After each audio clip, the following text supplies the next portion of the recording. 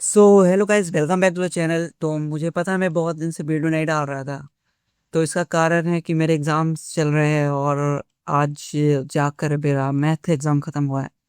क्योंकि मुझे math exam का ही टेंशन था, क्योंकि मैथ मुझे समझ में नहीं आता। तो सोचा था इसका मैथ के बाद ही वीडियो डालूंगा। तो अब मैथ ख़त्म हो चुका है, तो अब बना रहा हूँ वीडियो। और आज है 9 तारीख, 9 जुलाई। आज का ये ट्रेड है मुझे, क्योंकि मैं बहुत दिन से ट्रेड नहीं किया हूँ। मुझे ट्रेड नहीं, मतलब कि मैं चार्ट नहीं देख रहा था, मतलब कि मुझे कोई ट्रेड ही नहीं मिल रहा था। मेरा एक दोस्त बोल रहा था कि बहुत ही इजी हो गया है मार्केट आज, पता नहीं क्यों आजकल बहुत इजी चल रहा है, प्रेडिक्टेबल चल रहा है। पर पता नहीं मेरे साथ क्या हो रहा है, मुझे समझ ही में नहीं आ रहा है मार्केट क्या कर रहा है। और मेरा स्ट्रैटेजी के हिसाब से कुछ तो काम नहीं कर रहा है, सेटअप भी नहीं बन रहा है। तो आई डोंट थिंक सो कि मुझे कोई ट्रेड मिल रहा था। और मैंने जो लास्ट ट्रेड लिया था वो 2 जुलाई को लिया था मैंने, उसमें भी लॉस ही हुआ था। तो अभी मैंने ये एक ट्रेड प्लान किया, वो मैं आप लोग को बताता हूँ। तो अगर हम लोग 4 आवर पे, सबसे पहले मैं आप लोग को इसका लॉजिक बता देता हूँ। तो हमारा बायस सेल का है, ठीक है। ओवरऑल बायस तो बुलिश ही है, सबको पता है। पर अभी के लिए मेरा बायस सेल का है। क्यों? ये अगर हम लोग डे टाइम फ्रेम पे आए, डे टाइम फ्रेम पे आए तो हमें यहाँ पर क्या दिख रहा है? यहाँ पे हमें दिख रहा है कि मार्केट यहाँ पे एक डिमांड जोन बनाते हुए मार्केट ऊपर गया है। ठीक है, मार्केट ऊपर गया है इस डिमांड जोन को टैप करते हुए। और जो और मार्केट अभी तक इस कैंडल के हाई को ब्रेक नहीं कर पाया है। तो चांसेस है कि मार्केट इसको इसका हाई है, इसका लिक्विडिटी लेते हुए, बाई साइड लिक्विडिटी लेते हुए मार्केट थोड़ा सा नीचे आए, रिट्रेस करे और फिर ऊपर चले जाए।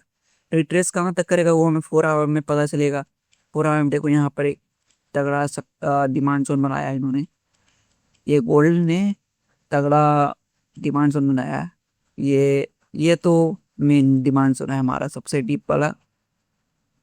इसको छोड़ते एक ये डिमांड जोन है, ठीक है। तो यहाँ पर मार्केट अभी तक टैप नहीं किया है। तो मुझे लग रहा है कि मार्केट इसका लिक्विडिटी, मैं जैसे कि यहाँ पर देखो, इसका लिक्विडिटी लेके मार्केट यहाँ का जो ऑर्डर ब्लॉक है वहाँ पर टैप करते हुए मार्केट नीचे जा सकता है। और मुझे 1:6 दे सकता है। अगर आप बोलोगे आप अपना स्ट्रेटजी क्यों नहीं यूज़ कर रहे हो, तो मैं यूज़ कर रहा हूँ, बस मैं से लगाया हुआ नहीं हूँ, मतलब ये ड्रॉ नहीं किया हूँ मैं इससे, क्योंकि मन नहीं कर रहा है। तो तो 1 आवर पे देखो ऑर्डर ब्लॉक है यहाँ पर, एक हमें एक ऑर्डर ब्लॉक दिख रहा है ना यहाँ पर। हाँ है, पीओआई लेवल का या ऑर्डर ब्लॉक का, ये जो भी कहो, है हमारे पास। और आप बोलोगे कि फिर ये भी तो ऑर्डर ब्लॉक है, पर ये ऑर्डर ब्लॉक मेडिकेटेड हो गया है पहले से ही। तो इसका चांसेस कम है कुछ काम करने का, या इफेक्टिव भी जा नहीं रहेगा। ठीक है, तो मैं अपना टीपी यहाँ तक भी रख सकता हूँ। पर मार्केट स्ट्रक्चर के हिसाब से जो हमें देख के पता चल रहा है, तो हमें नहीं लगता है कि मार्केट पूरा यहाँ तक आके फिर ऐसे गिर जाएगा। ऐसा तो किसी को भी पता चल जाएगा कि मार्केट ऐसा नहीं करेगा। मार्केट करेगा भी तो ऐसा फिर यहाँ से टैप करके फिर अपना बुलिश मूव स्टार्ट कर सकता है या कंटिन्यू कर सकता है। ठीक है, तो ओ मेरा एसएल, नहीं छोड़ो, ये तो मेरे टीपी देने की बात है। ठीक है, तो ये हमारा आज का प्लान है। देखो मार्केट यहाँ पर कब आता है, क्योंकि मैं हर टाइम फ्रेम पे ट्रेड ले रहा हूँ, क्योंकि मुझे करंट टाइम फ्रेम पे कोई ट्रेड नहीं मिल रहा है। मैं यहाँ पर तो बाई कर नहीं सकता, और यहाँ पे अगर करूँगा तो ये बहुत ही लेट एंट्री हो जाएगी, और ये रिस्क और छोटा ही मिलेगा। छोटा बहुत लोग ये बहुत बड़ा भी होगा, पर मेरे ये प्लान के हिसाब से नहीं है, तो मैं ये नहीं करूँगा। ठीक है, आप लोग का मन है तो करो, तो नहीं करो मुझे दे आप। तो 15 मिनट टाइम फ्रेम पे देखे तो हमें कुछ ऐसा दिख रहा है। हम अपना पिप्स के हिसाब से देखे तो हमारे कितने पिप्स का एसएल है? एसएल पिप्स हमारा 100-200 पिप्स का होगा ही, 70 पिप्स का है। तो पिप्स से मतलब नहीं पड़ता है हमें कोई पर्टिकुलर लेवल के ऊपर ऐसा रखना, पिप्स से मतलब नहीं पड़ता। हम लोग लॉट साइज छोटा कर लेंगे, है कि नहीं? लॉट साइज छोटा कर लेंगे, बाद में बढ़ाते रहेंगे पोजिशन अपना। और हमारा अगर प्रॉफिट का पिप देखे तो हमारा कुछ 500 पिप्स है।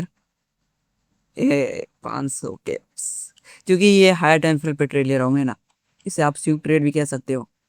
तो मैं ज़्यादातर आजकल स्विंग ट्रेड कर रहा हूँ, क्योंकि मुझे मार्केट समझ नहीं आ रहा, और मेरा लॉट साइज छोटा ही रहता है, तो मुझे कुछ लॉस होता है तो स्विंग ट्रेड में तो मुझे एक इंट्राडे की तरह ही लगता है कि इंट्राडे में जो स्कैल्प होता है उसका जो लॉस हुआ है उसके जैसा ही, छोड़ो।